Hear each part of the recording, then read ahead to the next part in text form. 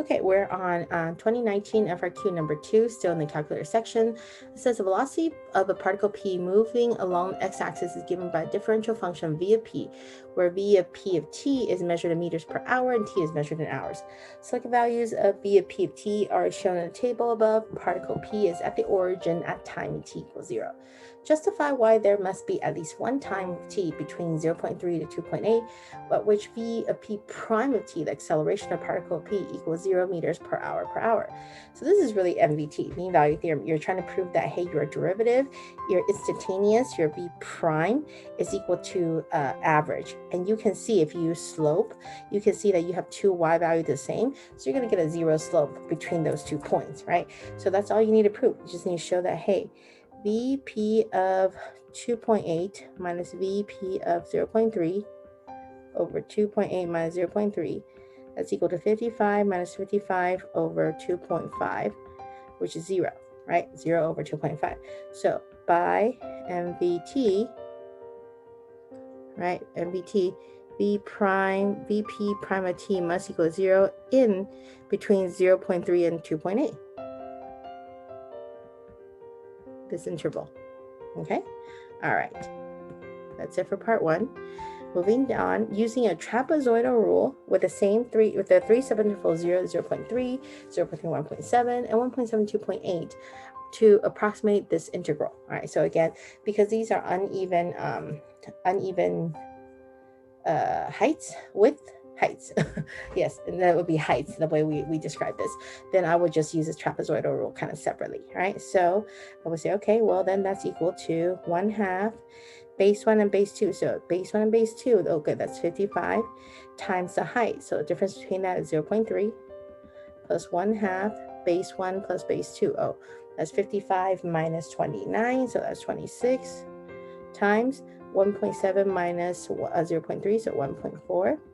And then 1/2, the last one, base 1, base 2, 55 and negative 29 again, so 26 times the difference between 2.8 and 1.7 is 1.1. Okay, so we're going to put that all in the calculator and figure out the fact that we have 40.75 for this trapezoidal approximation. 40.75 meters, right? Because that's the integral of this meters per hour right here, meters per hour. Okay, all right, clean up my mess here. Okay, beautiful. Okay, a second particle, Q, all right, also along the x-axis, so that its velocity between 0 to 4 seconds, or 4 hours actually, is given by this function meters per hour.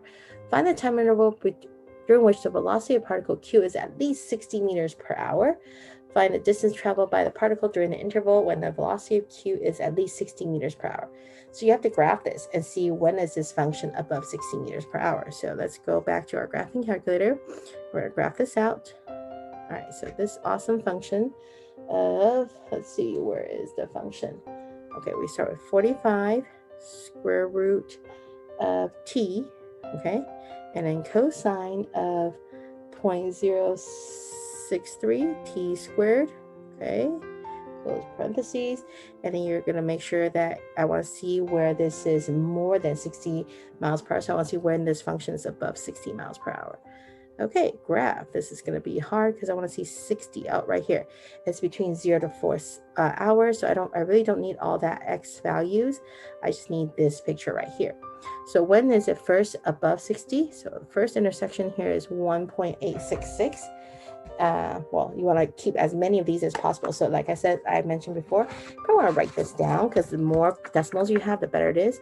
1.866181474. That's the first intersection. And then the second intersection is 3.519174428. So I want to know what is the total distance traveled by this function in this time, right? So if you already put it in y1, I think there's a way we can use it. So math 9, we're looking for the integral, right? Math 9, oh, sorry, not here.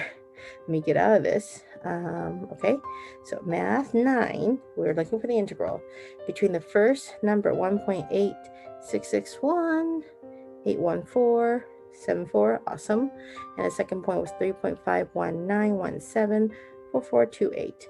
of the function. Is there a way for me to put y1?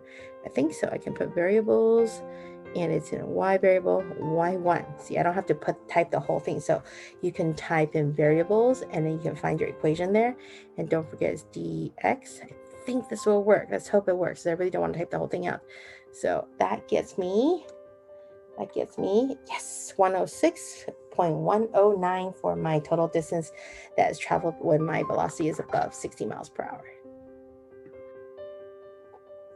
Okay, so total distance. So okay, you might want to show some work for this. I did all that on the calculator, right? So maybe we want to mention the fact that V of Q is equal to 60 when T is about 1.866 and 3.51917, right?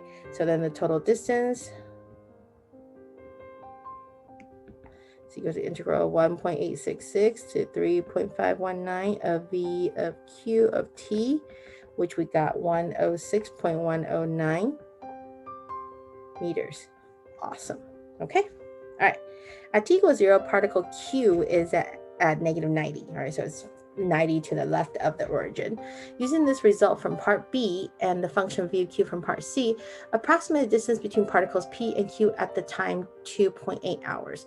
So in part B, we know that we approximated and said that, hey, particle P is at 40.75 meters. So particle P is at 40.75 meters, right? So we need to know particle Q, where are you? So particle Q started at 90, and then the integral from 0 to 2.8 of VQ of T. So we need to use that and see what we can get from it. So let's go back to our calculator. Okay, and we can still use that awesome trick. So math 9, 0, now we want 2.8. And I still want to, it's still the same function, right? My y1 is my v cubed t. So you go to variables, and go to y variables and y1. That would be my equation there. And I get 135.937. But don't forget, you're going to add that negative 90 to begin with. So minus 90, right? So where is it at the end? It's at 45.937. Now my particle P was 40.75, so minus 40.75. How far apart are they? They're about 5.188 meters apart. Okay, all right. So that was negative 90 plus 135.938. That gives me particle Q is at 45.938. So 45.938 meters. So subtracting those two, they're about what, 5.188 meters apart. Okay, that's it for this problem.